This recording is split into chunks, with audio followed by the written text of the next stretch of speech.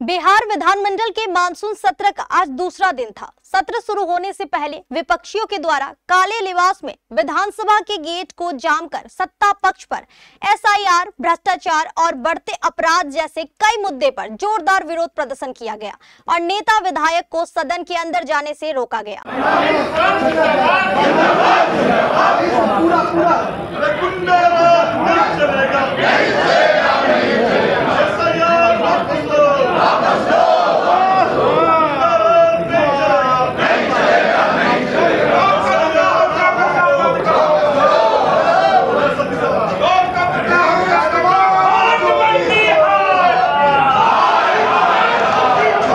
हालांकि वैकल्पिक प्रवेश द्वार खोला गया। विशेष जानकारी दे रहे पटना संवाददाता अमलेश आनंद।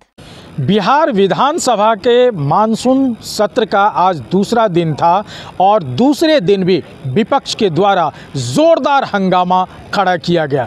बता दें कि एसआईआर और साथ ही साथ जो चुनाव आयोग ने विशेष पुनर्निरीक्षण का कार्य शुरू किया था, इन तमाम ऐसे मुद्दे का विरोध करते हुए विपक्ष ने आज काले लिबास में विधानसभा के गेट पर बैठ गए और नारेबाजी लगातार करते रहे। आप तस्वीरों के माध्यम से देख सकते हैं कि नारेबाजी कर रहे हैं, सारे लोग काले कपड़े पहन के आए और विरोध प्रदर्शन शुरू किया। मंत्री विधायक को अंदर जाने से भी रोका गया। हालांकि वैकल्पिक व्यवस्था की गई थी।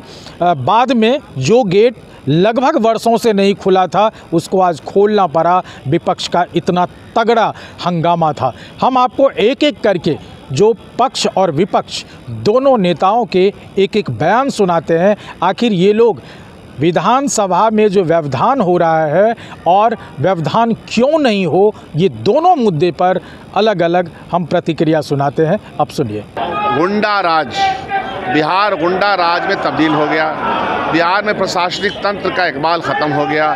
बिहार में लोगों की जो स्वतंत्रता है वो ख़त्म कर दी गई है। डर और भय का माहौल है और साथ साथ प्रशासनिक व्यवस्था जो है बिहार की, राइट फ्रॉम सीओ से लेकर के बीडीओ, एसडीओ से लेकर यहाँ महकमे तक, वो सब करप्शन से भरा हुआ है। और ये भी मैं देख रहा हूँ कि दो मंत्री आपस में किस तरह से लड़ रहे हैं। ये सब इसलिए लड़ रहे हैं कि आवंटन का मामला है। आवंटन कितना मिला, कितना उसमें मैनेजमेंट करके पैसा मिला, आपके सामने है सब कुछ। इसके खिलाफ हम लोग आंदोलन कर रहे हैं। नहीं, स्पीकर साहब को अपना रास्ता तय करना है, उनको तय करना है। आजकल तो देख रहे हैं कि स्पीकर लोग रिज़ाइन कर रहे हैं। हाँ, ये लोग भी, स्पीकर लोग भी रिज़ाइन कर रहे हैं। हो सकता है कि आत्मा की, कोई अंतरात्मा की आवाज़ आ रही होगी। मुझे नहीं मालूम कि हमारे अपने माननीय स्पीकर साहब का क्या ये है, लेकिन हम लोग रोका रोकी नहीं करते।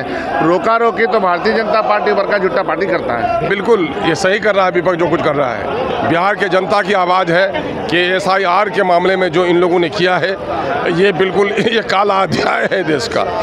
इसलिए ये बिल्कुल सही कदम है। उपराष्ट्रपति ने जो दिया है इस्तीफा, इसको कैसे देखते हैं? उपराष्ट्रपति की सेहत, बीमार हो सकती है, बीमार कोई भी हो सकता है, लेकिन बीमारी का मतलब इस्तीफा नहीं है। अरे नीतीश कुमार जी बहुत दिनों से बीमार चल रहे हैं, बेचारे कहाँ इस्तीफा दे रहे हैं, है ना। इस्तीफा वो नहीं दे रहे हैं, बल्कि पार्टी बीमार हो गई है, यही वजह है इस्तीफा का। ये केंद्र सरकार और राज्य सरकार, एनडीए सरकार गरीब विरोधी, मतदाता विरोधी सरकार है, मजदूर विरोधी सरकार है। अभी आपने देखा कि अभी जो बिल लाए हैं ये सरकार लाई है, अब लोगों को 12 घंटा काम करना पड़ेगा। अब आप बताइए कि ऑफिस और कारखाना उसके घर में नहीं न रहेगा, तो उसको तो जाना पड़ेगा। तो अब उसको तो 16 घंटा का वही दिन आ गया जब 16 घंटा काम होता था। तो ये सरकार मतदाताओं को मत से वंचित करने और मजदूरों को आदमी नहीं जानवर की तरह समझने के लिए ये कानून लाई है। हम लोग इसका विरोध लगातार करेंगे। क्या एक व्यक्ति का 2-2 जगह, 3-3 जगह नाम होना चाहिए? उनका जो बूथ लूट बंद हो जाएगा, बॉक्सिंग बोट बंद हो जाएगा, इसी में बिलबिला रहे हैं। सर आज हो रहा है विधायक जी, क्या कहेंगे? ऑपरेशन हाफ इनकाउंटर और फुल इनकाउंटर अपराधियों के लिए बिहार में कोई जगह नहीं है। जो भी करेगा अपराध उसको अंजाम तक पहुंचा दिया जाएगा। ये लग रहा है कि जाति देखकर आप लोग एनकाउंटर करवा रहे हैं। अब वो जो जाति की राजनीति करता हो, परिवार की राजनीति करता हो, क्या आरोप लगावेगा? यही लगावेगा। उपराष्ट्रपति ने इस्तीफा दे दिया है। देखिए वो महामहिम है उपराष्ट्रपति जी, स्वास्थ्य के हवाला देकर के इस्तीफा दिए हैं। इस पर कोई टिक्का टिप्पणी नहीं होना चाहिए। क्या बिहार के मुख्यमंत्री को उपराष्ट्रपति बनाया जा सकता है? नहीं, देखिए बिहार के मुख्यमंत्री तो बिहार के मुख्यमंत्री हैं और उनके नेतृत्व में आगामी बिहार विधानसभा का चुनाव हम लड़ने जा रहे हैं। हमारे नेता हैं। मुझे लगता है कि ये बातें सिर्फ अफवाह के स्तर पर है, इसका कोई सिर पैर नहीं। लेकिन इधर आज जो है दूसरी बात है कि जो गेट खुला गया विधानसभा का, ये गेट दूसरा गेट अभी आज तक लोगों ने नहीं देखा कि खुला।